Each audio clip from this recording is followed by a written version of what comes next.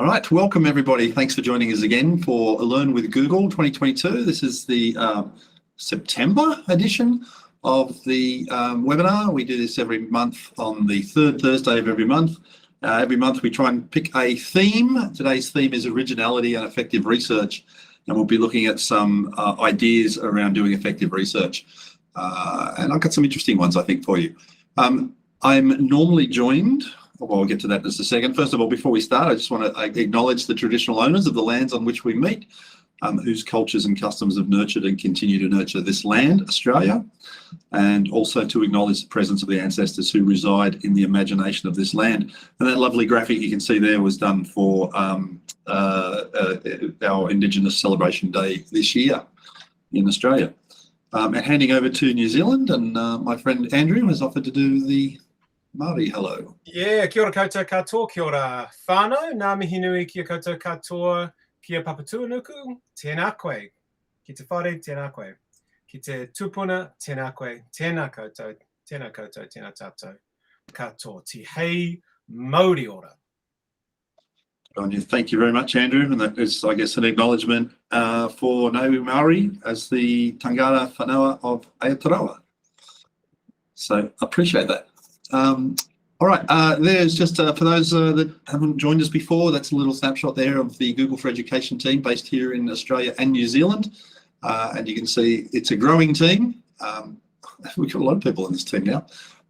And they're all off having fun this afternoon. There's a big Google party happening over on Cockatoo Island. So they're all off doing that. But I am here with you. So let's talk about what we're talking about today. So I mentioned we're talking about the idea of research and originality today. And obviously one of the things, probably guess, we'll talk about is originality reports. If you haven't used them before, we'll have a little look at what they do. But also some other just general things that might be useful to you in terms of research and a whole bunch of search tips I'll share with you. We'll look at the Explore tool in Doc, the Citations tool, and then as usual, every month we talk about a couple of the things that have been new with Google in the last month. And there's always way more things than we actually talk about, but I just try and pick out the more interesting ones for you and bring you up to speed with what's happening in Google land. And if we have time at the end, we'll have some questions. Normally I'm joined by someone else from my team, and normally it's Steve from New Zealand, but I think Steve got caught up in some traffic today, so he might be running a bit late. So you might be stuck with me for the whole session. So sorry about that. Let's just talk about searching for a second. So searching is one of those things that, like, it's pretty easy. You go to Google and you type in a couple of words and it does a search for you, right? And for a lot of people, that's how search works. But I want to draw your attention to a couple of more deep things you can use in terms of search. So advanced search, reverse image search, Google Trends, Google Scholar, the search that's built into Chrome OS, which I think is a really interesting one.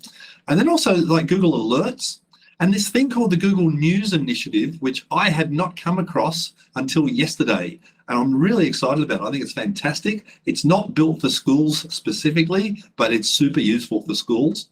And that last thing, the Google Fact Check Explorer, which is part of News Initiative. So we'll have a look at all those things briefly. So let me come out of here and let's look at a couple of things. So if I open up a Google search, the usual suspect here, I can go and, by the way, don't ignore the pole dancing, right? I was trying to test Safe Search earlier. I feel like I need to explain this now. I was trying to test Safe Search earlier, and I'm thinking, what's a search term I could use that even if it wasn't turned on would be not too offensive? So I searched for pole dancing. That's my excuse. I'm 100% sticking to it because it's true, right? But let's just search for a term here, like, I don't know, I just did some diving recently. So let's look for fish, right?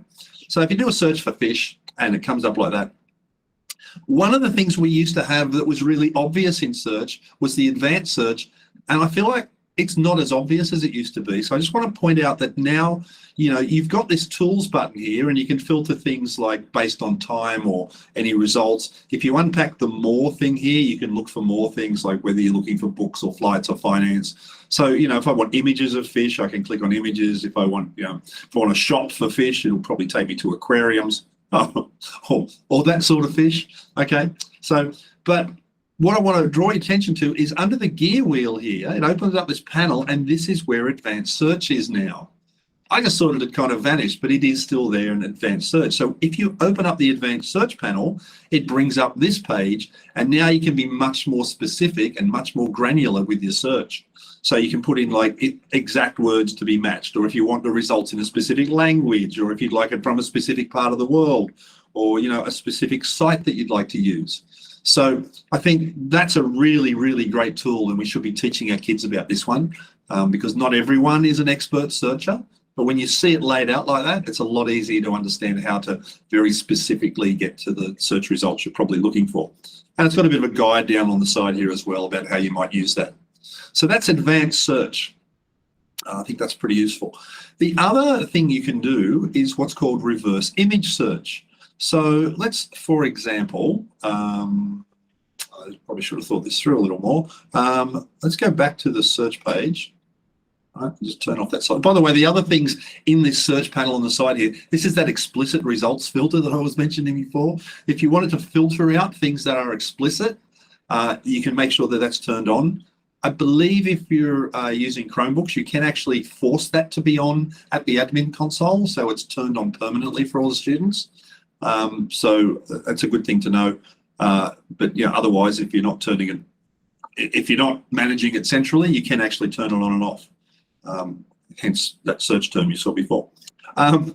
So if I take an image, like let's say this one of a fish, right? So I'll open up that picture of a fish. And what I might do is I'll just download that to my computer for a second, right? So I've got it on my computer. So I'm just going to say save image as, and I'm just going to call that one fish, just like that, right? So I've just saved that to my computer.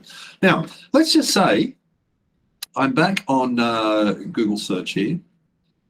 And I want to go to image search. So I'll click on images up in the top here. So now I'm in Google image search. One of the things you can do is use the little camera icon to search by image. So if you want to find out where an image came from, so let's do it this way. So if I go and grab that fish image from my Chromebook here and I drag it up onto the page, you see it actually opens up a box to drop it into. When I let that go, it'll take the photo from my hard drive, upload it into there, and it'll tell me this is the image, and it'll tell me what it is. It'll tell me other images that look a bit like it. So I'm effectively reverse searching the image. So you can look up something and see where it came from. Really useful if you get a photograph and you're not sure what it's about. You can obviously search it up using the reverse search. Also good, I had I used to teach digital design with students, and one of the things I'd get students to do would be to create graphics. And I did occasionally have a student hand me in a, quote, graphic that they made that I was a little suspicious of. And it's simply a matter of dragging it into reverse image search, and then you find where it actually came from. And that's when we have a really interesting conversation together about why that happened. So lots of uses for reverse image search and how you would find that.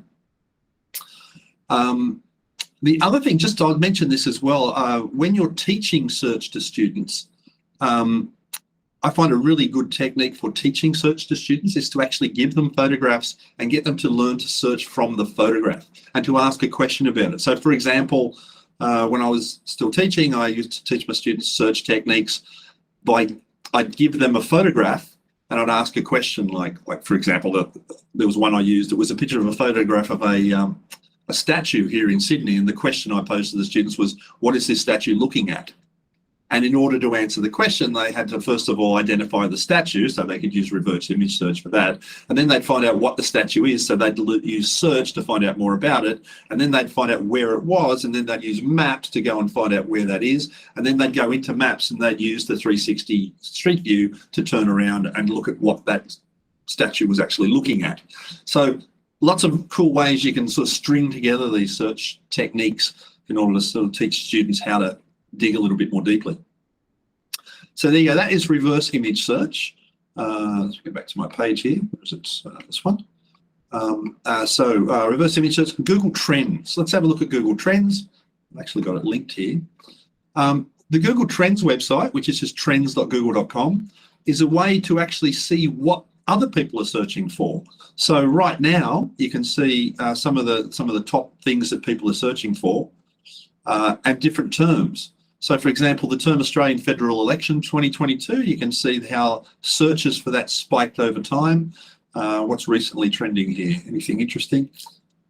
Real Madrid. Not a football fan, so I don't understand what that means.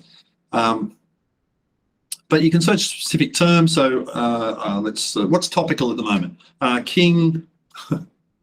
King Charles. It's pretty topical.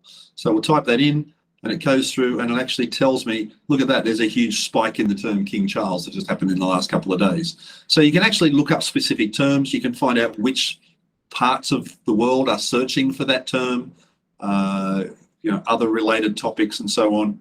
And if you click on one of those things, it'll give you the search results for that particular thing.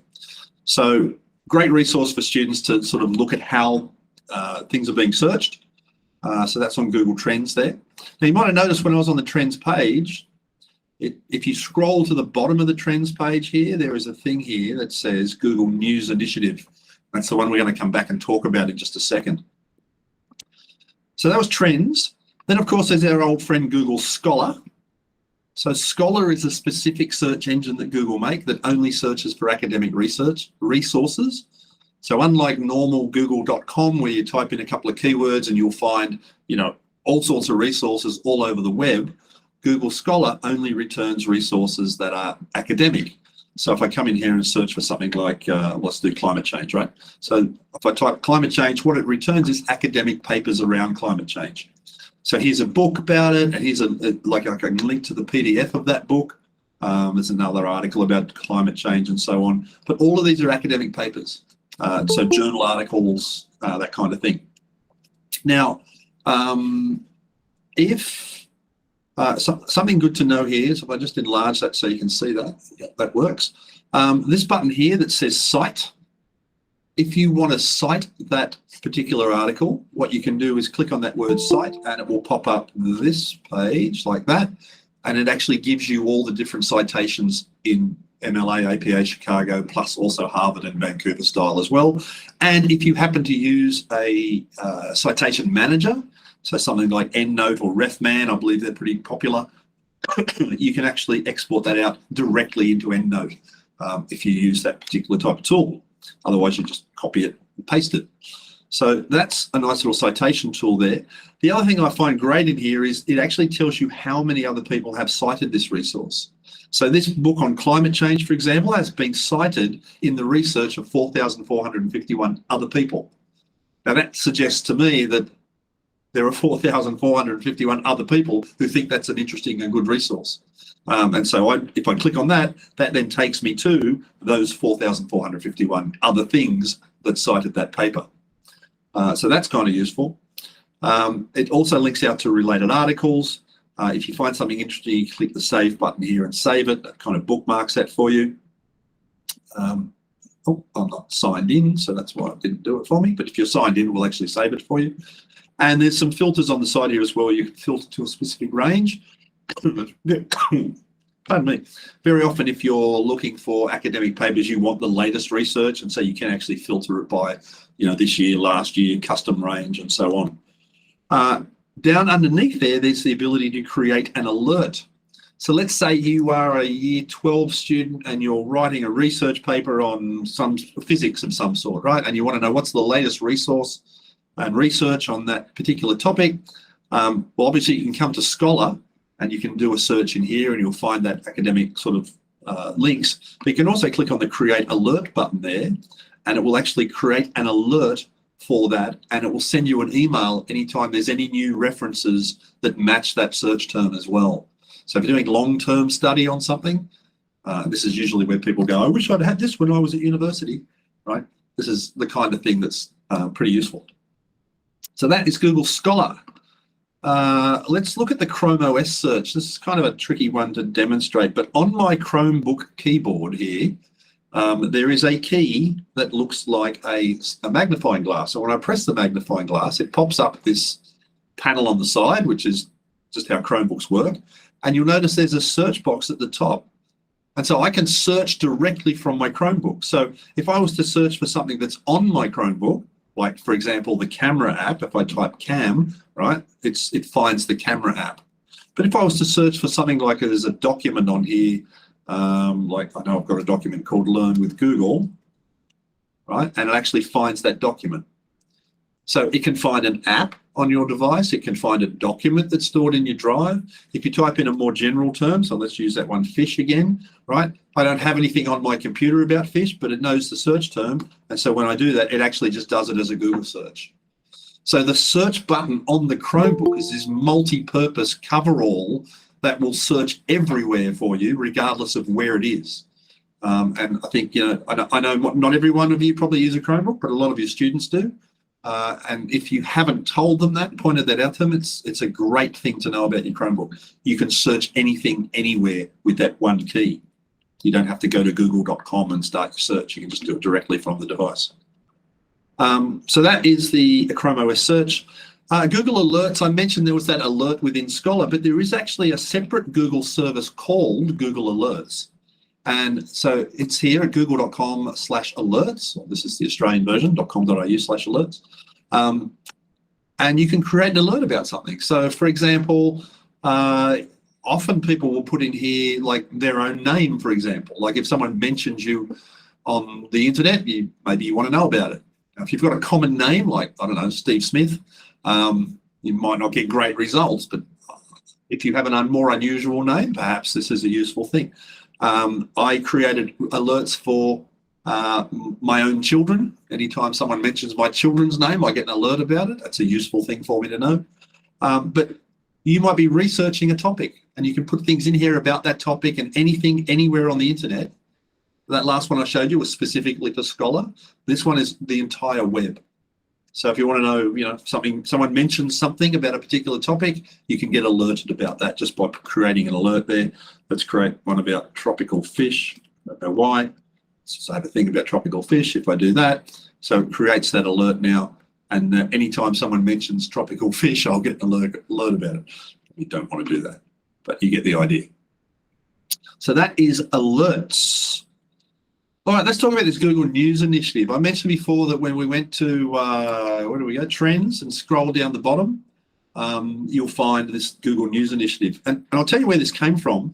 You might remember about a year or so ago, maybe a little longer, there was a bit of a discussion going on about news sources and people like Google and Facebook and Twitter and so on who can often be a conduit for those news sources. And there was a bit of debate going back and forth about who should pay for news. Should someone like Facebook or Google or Twitter be responsible for paying for news? And so anyway, the way that played out from Google's perspective is we set up this thing with journalists called the Google News Initiative. And as well as obviously giving some money to many of the news sources to help them continue to do the great work they do. We also created this site where we help train people in journalism in a digital age. Now, even though this is kind of aimed at journalists, one of the things when you sign into this, by the way, it will ask you, are you a journalist? Are you a something else? You can just say other. I'm not any of those things, and you can use these resources, so you don't have to be a journalist. But what I love about this is a whole bunch of courses in here on various topics. And because we're talking about research today, the one I find the most interesting, if I go up here to courses, is this course on, you see they got like learn about elections, learn about machine learning, learn about storytelling. Here's Google Trends we talked about. But this one here called verification, right? Now, verification means that if someone gives you a piece of information, how do you verify whether it's true or not, right? I heard a story the other day that apparently King Charles was going to ban Meghan Markle from ever coming into the palace because he was upset about it. Like, there's this rumor, this story going around. Is it true? I don't know. I read it somewhere. Verification is about hearing things like that and deciding whether they're true or not. Now, there's a couple of interesting things in here. If you go into this course, there is a whole course in here about information verification. And I think this is an important thing for students. So it looks at things like the Google fact-checking tool. How do you use Google search to verify? How can you use Google image search to verify? How can you do things like use Google Translate to verify? So when you find a piece of information, how can you help your students learn the skills that they need to not just accept that information at face value, but to actually verify it for its truth? And boy, oh boy, the last couple of years, haven't we seen a few examples of information floating around that could be benefit from some verification. I want to show you this one because this is amazing, this fact check. I didn't know this existed. Just going to go in there and open up this fact checker. Where is it? This one here. So this is the Google fact check. So you can come in here and so you can say, you know, King Charles banning Meghan Markle. I can't spell her name right? So let's just do a search on that. I spell that wrong, maybe. Why is that not showing anything? Oh, that's interesting. I'm sure I did this before. Is that how she spells her name? I don't know what I'm doing now. King Charles. Let's just do that. Okay. So what it does is it goes through claims about that particular person or that idea, right? So, for example, somewhere it was reported that Prince Charles was impressed by the inauguration of Ferdinand Marcos Jr., right? That was false. Harry and Meghan permanently banned from the UK by King Charles. That is royally wrong, right? And so it will actually go through and give you answers to what information is correct or incorrect. I think this is amazing that when you get students that will rush in and oh, Miss, did you hear that story about such and such? And you kind of think, I don't know, have you checked this? There's a place you can go to have that information checked. Has anyone seen this before? Because I had not. People are going, no. Can anyone imagine that this might be useful in a classroom? Absolutely. We've been looking at the difference between misinformation and disinformation. Right. And this would be really helpful because it brings up some really, I guess, relevant examples because of the time as well. Right. And just looking at some of the sources that it comes from. So Fiona, give me, I just typed in King Charles as an example, but give me an example of something you might use. Let's have a quick look at it. Well, we have been using, we've been piloting that smart media program with Newshounds, and they've been looking at examples of some of it came through from some of the, elections where people have posted information online and they've had some good examples of how these have been shared, hundreds of thousands of times around voting and fraudulent votes. A lot of it's been on Facebook, especially the disinformation. And is this New Zealand votes, or are you talking about? No, this was global, right? Because most of that came obviously through from the US, but because it comes through globally, it really has impacted locally. So a lot of that kind of information gets spread through social media, all over the place, and in New Zealand as well. So you've got a lot of, we had a lot of issues during the lockdowns and with information about, everything from mask wearing to vaccinations. And a lot of the information that people were basing their decisions on was actually coming from overseas. Right. Sources. So I just typed in mask wearing there. Yeah. And for example, this top claim, countries with high levels of mask compliance did not perform better with those with low mask usage. It's saying, no, that's incorrect. And here's the scientific evidence. Here's the link to it. The next one says mask wearing cuts COVID incidence by 53%. And it says, well, this isn't exactly what the study says. Here's actually what it says. So I don't know. When I saw this, I thought this could be a really useful resource within schools for kids. I like their rating system too. This is a 4 Pinocchios rating. I've seen other ones in here that are a pants on fire rating that are clearly not correct. So yeah, check it out. The Fact Check Explorer I think is really interesting. But more generally, if you sort of go back to that Google News initiative, and again, this is just the verification module. There's 8 lessons in here. They say it'll take about 48 minutes to do it. So you could probably do it in a couple of lessons in a classroom. And it's just on all sorts of things. And at the end of it, you have a quiz just to test you on what you've learned. So again, not specifically built for schools or education, but I think could be incredibly useful within a school or education. So there you go. Just thought I'd tell you about those two things. So that's a whole bunch of search tips for you. I'll just pause if there's any questions. All right, otherwise we'll carry on. Mr. Corney. Yeah, hey, we've lost an awesome Google tool in our school, a Google a Day. A Google a Day, is that not around anymore? Anyone else use that site? If you use that site, it's because it's come up as a not secure. Oh. And it doesn't get through our network settings. And that was such a great, we have a lesson on search. Yeah. And then, right, kids, first 5 minutes, do a Google a day, so that they could continually practice their search skills over, a week or 2 weeks of that unit, and just So it looks like the site is still up. So I'm just wondering, it might just be blocked for you somehow. Well, the issue, according to my tech team, is because see how it's got in that not secure. It doesn't have an HTTPS. Right. Yeah. Okay, good. Well, I will ask some questions and see what I can find out for you.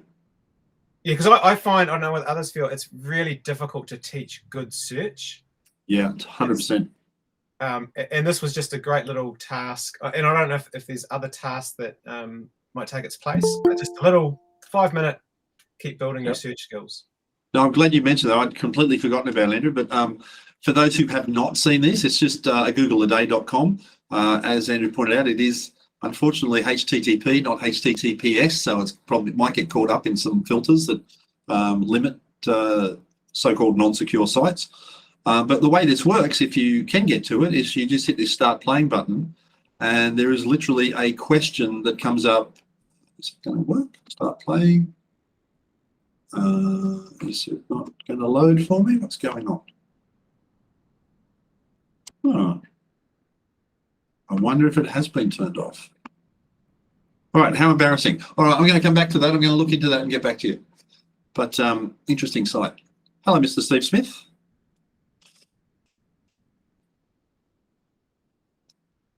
I think Steve's there. Sorry, mate, I did the big crazy pause. That's all right. All right. I was about to say something and then it went frozen. Hello, sir. And everyone else, hello. Leslie, can I get you to make Steve a co-host? Thank you so much. No worries.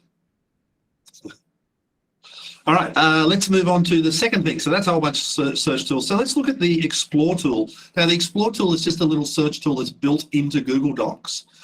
So I've got a Google Doc here somewhere, I'm sure. I'll just go to this one here. So I've just started this little research project that I'm doing here, looking at what is climate change, and I've got some information in there. So one of the things I might like to do is get some more information as I build this out. So obviously I could open up another tab. I could click on the tab thing here, and I could come in here and I type climate change, and I could do my research that way. But I'm in my Google Doc here. Wouldn't it be nice if I could do my research inside the Google Doc? Well, there you can. There's this little button down the bottom here that says Explore when you hover over it. And when you do that, it pops up a thing. And what it's using here is some artificial intelligence. And it's looking at what I've currently written, and it's making some suggestions. It says, look, you wrote about this, you wrote about this, you wrote about this. Do you want more information on it? Yeah, let's look at some more information on climate change. And it does a little search for me directly inside the document. So now, if I want to look at any of these things, obviously, like here's a climate change article from Wikipedia. If I want to know more about it, if I click on that, it will actually open in another tab. But the point is that I started that search from within my document. So while I was in my document, I could be cross-referencing things between the doc and so on. The other thing is, and you can see this United Nations article here on what is climate change. This is obviously where I got this information from. So one of the things I can do, a couple of things, I can take that and drag that across and drop it on the page like that. So you can literally drop a link onto the page. So if you want to include some sort of it's not technically a citation, but it is like a link to where that article came from, you can do that. The other thing I could do is if I did want to cite this article from where that came from, hovering over that little block here where I got the information from, you'll see there's a quote mark appears in the top corner. Click that, And now it will actually put the little citation footnote there for me. If I scroll down the bottom of the page, you can see there is the citation at the bottom of the page. So the citation tool there is a citation tool built right in here as well. That's nice. The other thing is not only does it do a web search, but it also does an image search. So if I want to include an image in here, I can just take that image and drag it down, put it into my document, and it will load that way. And again, I haven't left my Google Doc. I'm inside my Google Doc. I'm staying focused on the work. So that's, I think, a good thing for a lot of students. When you do drag something in from the Explore tab, if you click on it, it will actually bring up a little thing at the bottom, and it'll tell you where that information came from as well. So it'll cite the image for you that way with the backlink. And finally, if you have anything in your Google Drive, you can access the Google Drive article as well, and you can obviously pull that in as well. So that's the Explore tool built right into the Google Doc. There is an Explore tool in other Google tools as well. So there's an Explore tool in Sheets and also in Slides, but they do different kinds of things because they're different kinds of tools. But the one in Docs is a little research tool. Jody says she wishes citations used Harvard style. Yes, you are correct, Jody. Harvard is not one of the types that is used, but I'll show you how you can request it, and hopefully maybe one day we'll add it.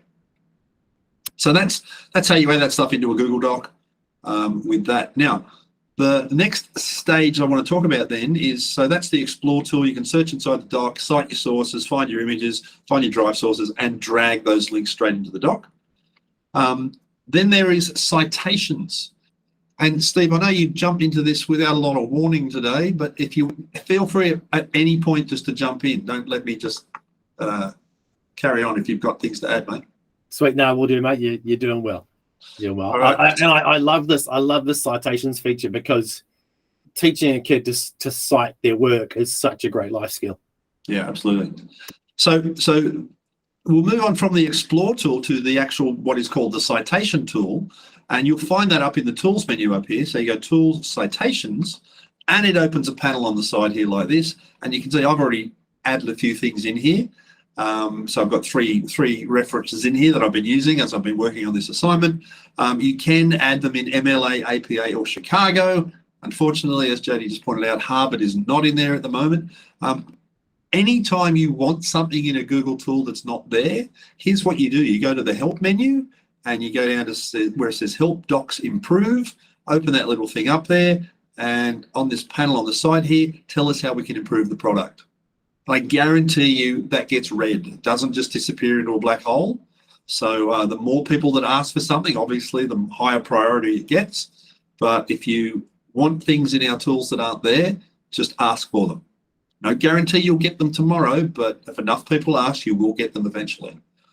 All right, so that's how you can hopefully fix that problem. Now, I just want to show you how you do cite this stuff. So I've added a few in here already, but let's say I wanted to add another citation source. Let's just say I did go to a website over here, Climate Change, and I did do a little research, and I found this great article here from, let's go to this one, from Intergovernmental Panel on Climate Change. So I go over there and I find this really good article here, this good website that I found really useful, and I need to cite this. So I'm going to copy that address, Control-C to copy, and then go back to my document, and I'm going to add a citation source.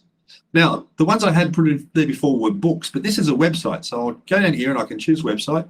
You can see I can also do journal articles, newspaper articles, film, TV, all sorts of things there. So we'll do a website. And normally, it used to be that you'd have to cite this manually. So you'd have to actually fill in all the information. But now you can just search with the URL and hit that search button, and it will go out to the web and it will find as much information as it can about that website for you. Now, there's a few things here it can't find. It can't find a title or the published year or the contributors. Not critical information in this case because it's a website, but we'll just continue. And then if I did know any of that other information, so if I didn't know what the title was, so I'm going to use that same thing here as the title. Paste that in there. If you knew the publisher, it could be whatever it is. So you can put all that in there, published day, published month, which day was it accessed, Well, because I just did it, it's put the day I've accessed it here. So it's filled in as much as it can for me, and I can fill in the rest if I need to.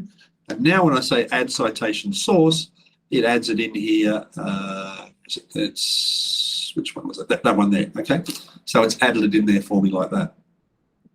You notice this one also gets a cite tool as well. And I like the cite tool in here because it does inline citations. Some teachers don't like footnote citations. They want it inline, and you can do that. So let's just say, for example, I think if I just put my cursor there and then I say cite that, it will actually put that in there as an inline citation. So just to recap that, the Explore tool does footnote citations and the citation tool does inline citations. So you can have your pick about which one you want.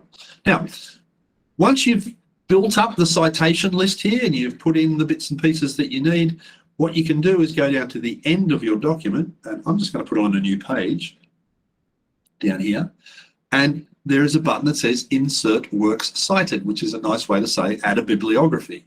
So if I click that, it will then generate that bibliography for me and just insert it in there based on all the things that I've added in my citations list.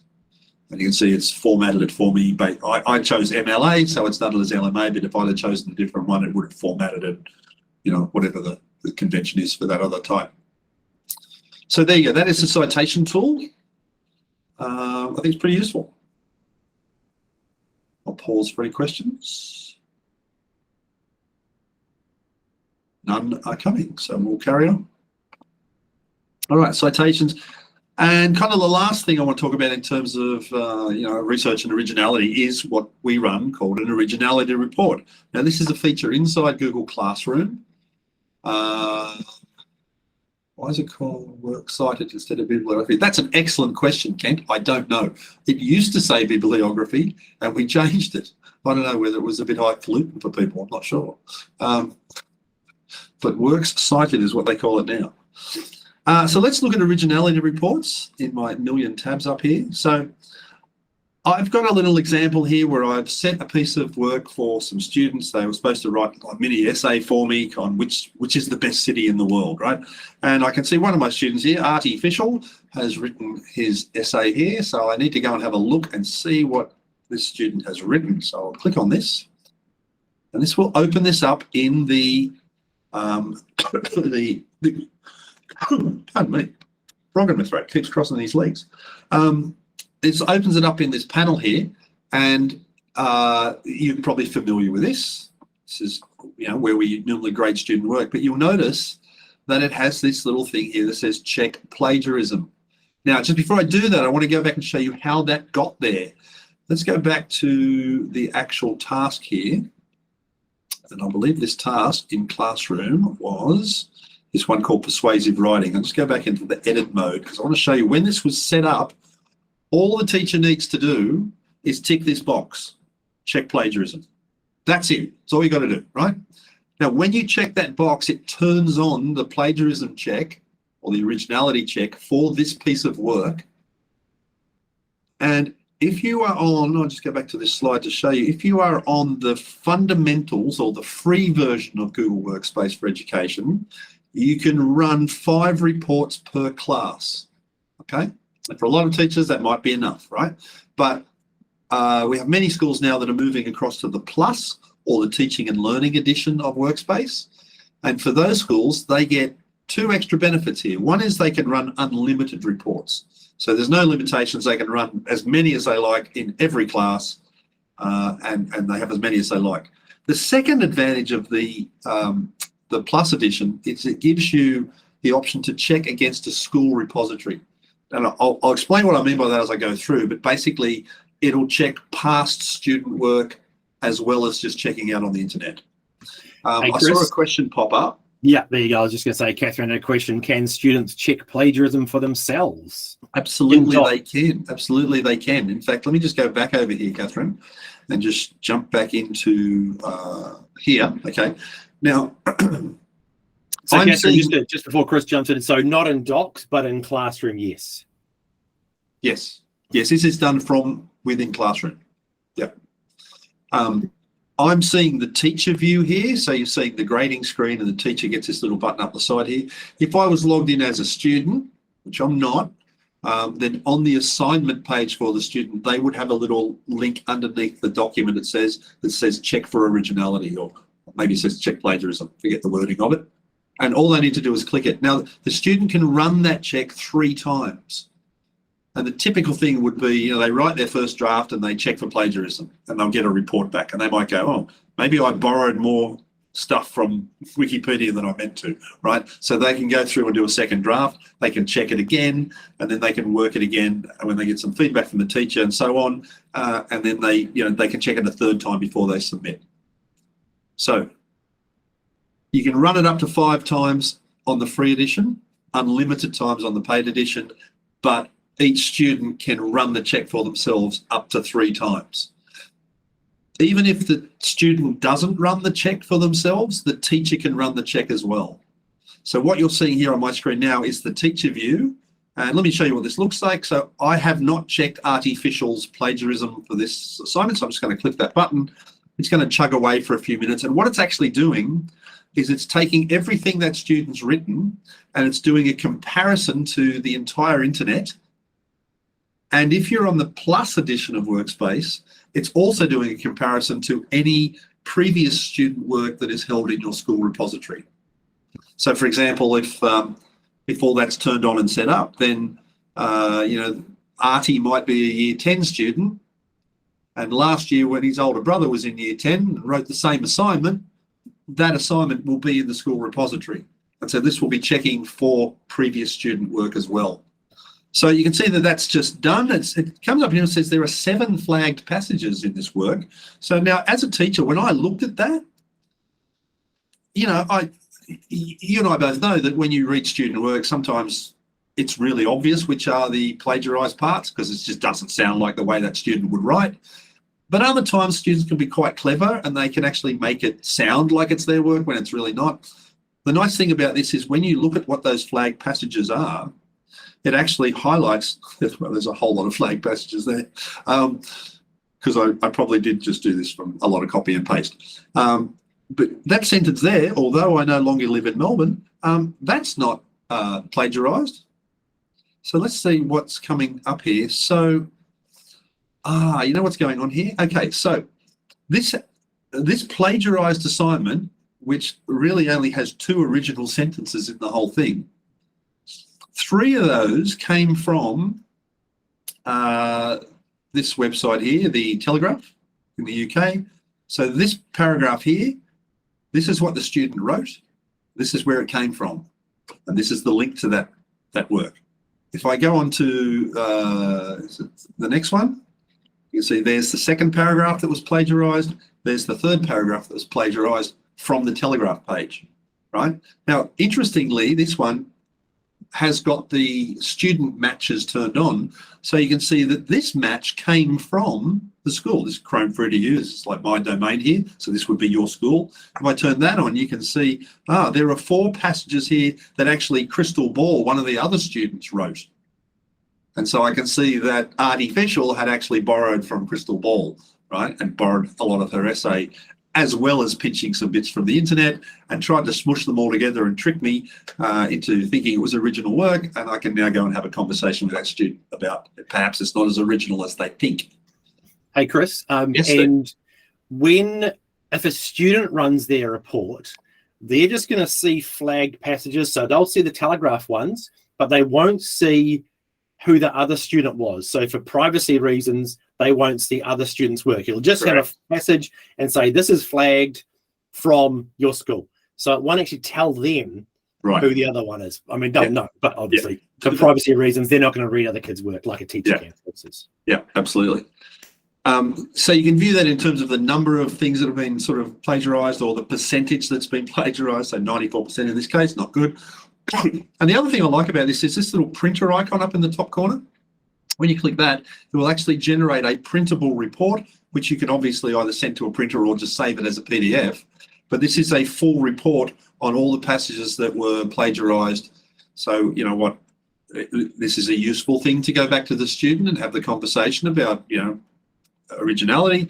Also a useful thing to bring out on parent-teacher night when parents want to know why that essay wasn't scored terribly high. There's a whole bunch of great ways you can use that information. So that, my friends, is Originality Reports, and it's just built right into Google Classroom. It comes included in Classroom, both in the free edition and also in the paid edition if you want those extra features. Another nice little thing, Chris, as well, is that if you've switched on the Originality checker and the student goes to hand it in without running it, a little pop-up pops up and says, your teacher has switched on the Originality checker, but you haven't run one yet. Do you still want to hand it in? And they have to click. I didn't know that. I still want to hand. So they can blatantly ignore the Originality check, or helpfully, Docs will say, hey, you haven't done it. To give them a little nudge. I didn't know that. There you go. Good tips there. Thank you. Yeah. So that's, I hope there's some good tips in there for you in terms of research and originality checking and helping students sort of, vet information for accuracy. Let's take a look at what's been new in the last month from Google. So there's a couple of things that are interesting. One of them, we've just released Read Along for the web. So Read Along, I think I've got it open here somewhere, is a tool that was originally an Android app, and we've now, it was Android and, was it iOS as well? No, it was only Android. Only Android. Only Android, but we've now released it for the web. Now, this was originally built for students in India who were learning to read and obviously weren't getting a lot of access to schools in some parts of the country. So we built this tool for that. But we've expanded it now to be more generally useful. And I think, Steve, you probably have some New Zealand examples, but I'll just show this briefly and then you can talk about those. So when you open up Read Along, just go full screen on this, right? So I'll just... Hello, my name is Dia. I will help Are you your getting that children audio? learn to read. Tap the all good. language you want your children to learn to read. So I haven't used it in this particular account before. I played with it a bit in another account, but this is brand new. So it's asking me, like, which language do I want to learn? I don't recognize most of those. I think it's Hindi All and right. there's a few other children will Indian learn languages to there, right? read But I'm just going to go English. English only. Tap. I listen to your children as they read out. Children can If you scroll choose. down, Chris, there's also Please read this Spanish and notice bits and in pieces in full there as to well. understand right, the right. information we. Now, the nice thing about this, you can use this not logged in. So, I mean, you can read the data, privacy, things about it in terms of what information it collects. It doesn't collect very much, but you can read all about what it does collect. I think it's stored right up here into the three dots here under About Read Along. So you get the terms of service there, but you can use it not logged in at all, right? It just won't remember your progress. But if you're concerned about any privacy stuff and student data or stuff, you can just use it not logged in. So that's good to know. When you start reading, I'll just do level 1, right? A House for a Mouse. Now, what it's going to do is I'm going to read to it. It will listen to me read, and it will correct me, give me encouragement. So let's have a look. Loading story. Let's read. A House for Mouse. Oh, allow my microphone. So before I allow my microphone, so I'm going to imagine I'm not a strong reader, right? And I'm not very good at this. So Mouse was looking for a new house. Well done. And You got that. This looks like a nice place. Place. Read this out loud. House. House. House. Nice work. Right? So I'm just going to try and pause that for a second. Okay, Um, mic turned off. I won't be listening to you till you turn it back on. Oh, thank you very much, Megan. So you can see what it's doing there. It's listening to my voice and it's telling me the words. It's highlighting the words for me to read. If I get a word wrong, it pauses and lets me come back to it. And eventually, if I don't get it, it then corrects me on the word. And so it'll guide students through on this guided reading path. This is level 1, so this is like the simplest level, but it builds up to level 2, 3, 4, and so on. So it gets harder as it goes along.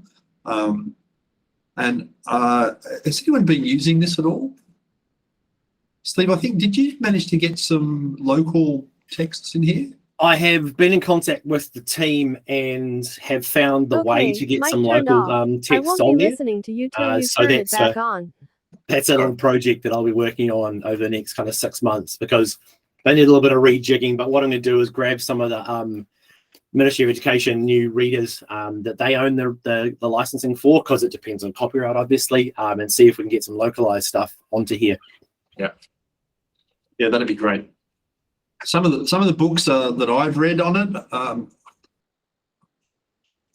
not the greatest children's books I've ever read, but they're okay. They're good for like helping you learn to read, but it's a good starting point. And I think you collect stars as you go along, and so it's a little bit gamified and stuff. So if you haven't checked it out, do check it out. It's just readalong.google.com, and it's pretty interesting. What else? You can choose to do Spanish as well. So if you have say a Spanish class of Spanish learners, they can pick Spanish read-along books, and they read the Dia in Spanish, and she'll pick them up on their Spanish and their French and that sort of stuff as well. So quite handy for second language teachers. Nice, very good. Second thing was annotating PDFs. So on Chrome OS, if you've got Chromebooks in your class, something is relatively new. It's not, probably wasn't the last month, but relatively new. Not a lot of people seem to know about it. There is an app on the Chromebook called Gallery. So I'll just search Gall, Gallery. There it is. Press enter. So this is the Gallery app built into every Chromebook.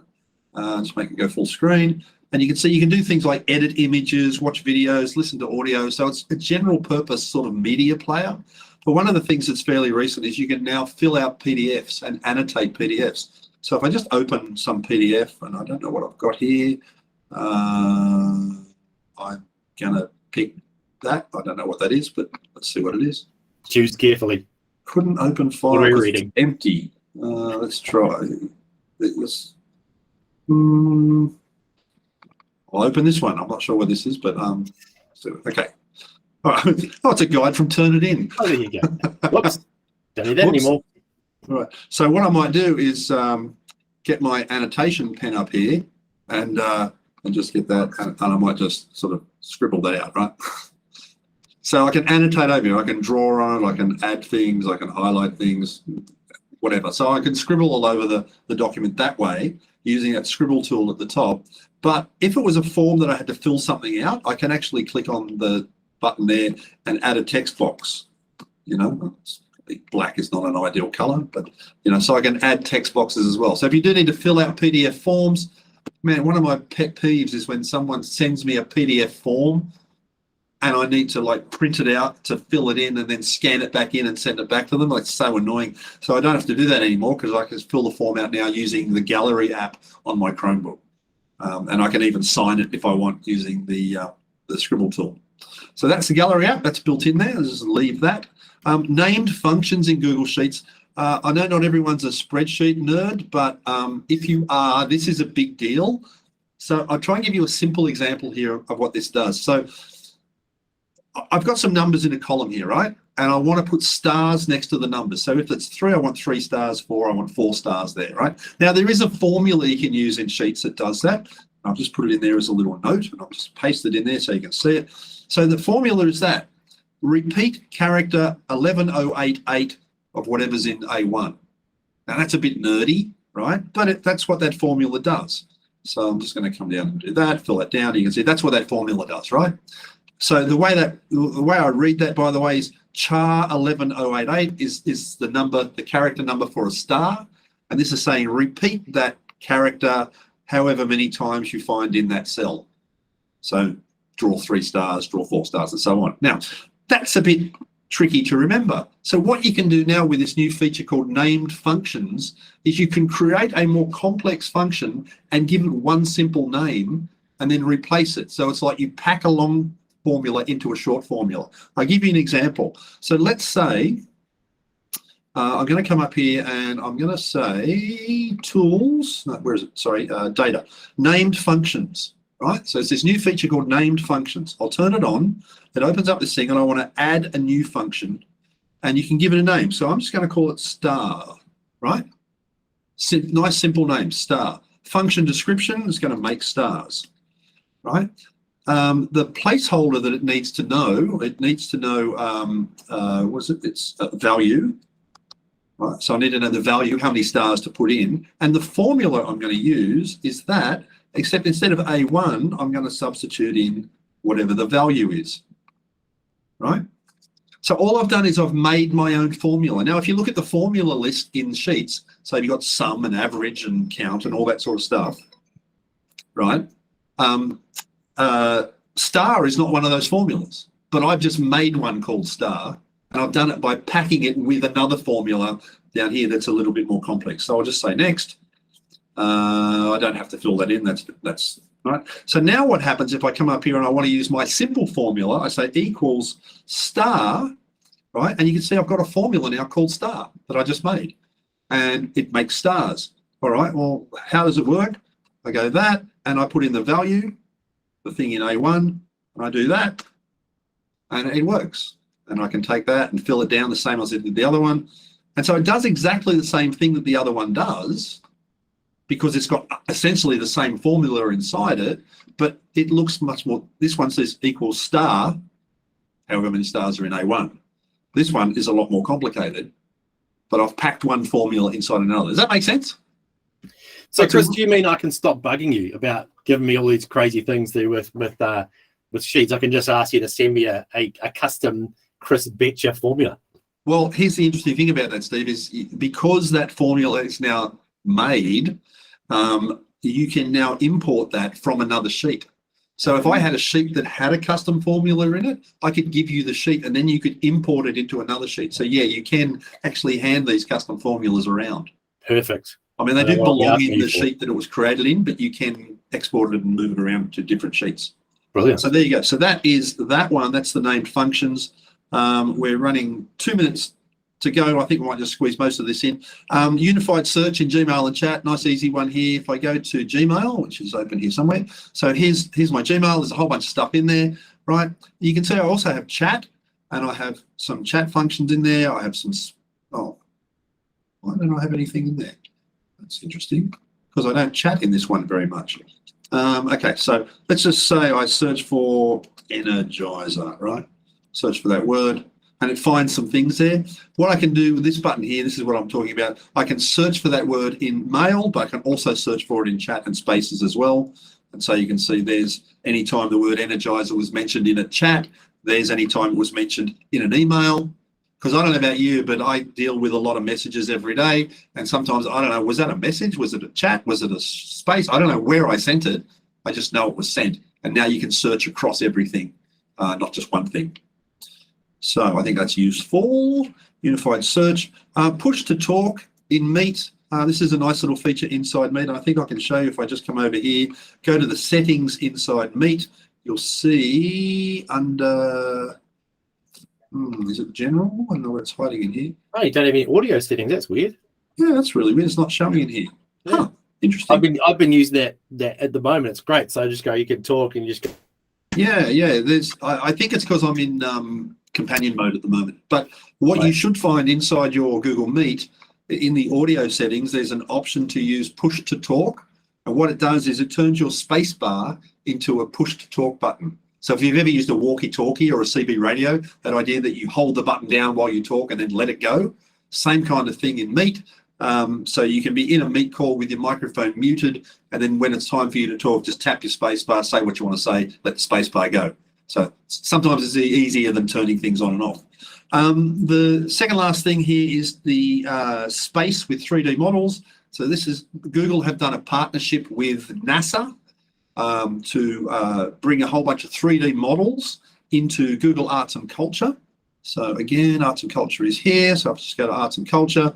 I just did a search in Arts and Culture for solar system, and it brings up this result. If I scroll down a little, you'll see it actually has 3D models of planets in here now. And so if you're interested, so what's that one? Venus, I know Mercury. I mean, Venus is there, and I think Mars is here somewhere. So there's a whole bunch of planets in here. And the neat thing about it is not only is it showing up here in Arts and Culture, but if I was just to go to Google search and I search for, say, Mars, right, over here on the information box on the site, if I scroll down a little bit, there's that 3D model there as well. And if you're doing this on mobile, there's actually a button there that says View in 3D. Oh, sorry, bring it up in 3D. So there's a little model of Mars. You can see you can zip around and have a look at different parts of Mars there. This is just built right into Google search, but also into Arts and Culture as a partnership with NASA as well. If you're on mobile, you also have the option to view it in AR, augmented reality. So you can actually press a button and then hold your phone up and see Mars spinning in your lounge room there. So it could be interesting as well. Or your classroom, sorry, I should be thinking about that. And then the last thing here, share Google Meet artifacts with co-hosts. We are recording this meeting. At the end of this meeting, I will get the recording, I'll get the list of who attended, and I'll get the transcript and all that sort of stuff that came with the meeting. What you can do now is when you set a meeting up in advance, there's a box you can tick that says make those artifacts available to co-hosts as well. So not only will the meeting organizer get the recording, but all the co-hosts will automatically get access to the recording as well. It's got to be set up in advance. So Leslie, you're not going to get it, sorry. Yeah, normally that's the way that works. Wow, we covered a lot of ground. Let's just wrap this thing up. So thanks for joining us today for this Learn with Google 2022 webinar. We've been doing these every month. You can see we've got a couple to go. Applied Digital Skills is coming up next month. I will be away for that, so I believe Steve's going to do that one. And then we'll talk about wrapping up your year and some setting yourself up for next year as we get closer to the end of this year. If you want to check out all of our webinars that we've done, we keep them on this page here, bit.ly/AUNZ_webinars. And everything that we've done for the last couple of years actually is all stored there. So if you want to go back and revisit anything, you can. And then finally, if you want a certificate of attendance for being here today, just go and fill in that form at bit.ly/GFE certificate. And the magic of Autocrat will automatically make you a certificate and send it straight to you. Just say you were here for an hour, because that's the right thing to say. All right, done. Hey, Chris, I just dropped something in the chat, which is that trends page. Now, some of you may be able to get it, and some may not. What it does, it shows you the Google search trends for wherever you are in the world. So if you have a look at that, some schools it may not work because it's deemed an over 18 web page, but the teacher should be able to grab it. It also gives you those, if you've been to a Google Office, those big screens with all the blocks on them showing what's going on in search. So those are some really cool things for current events as well. Nice. All right, well, I'm going to stop the recording. If anyone wants to hang around for a couple of minutes, I'll be hanging around if they have any questions, but I will stop the recording now. But thanks for joining us again this month. All right, have a good day. Mm. Thanks, Chris.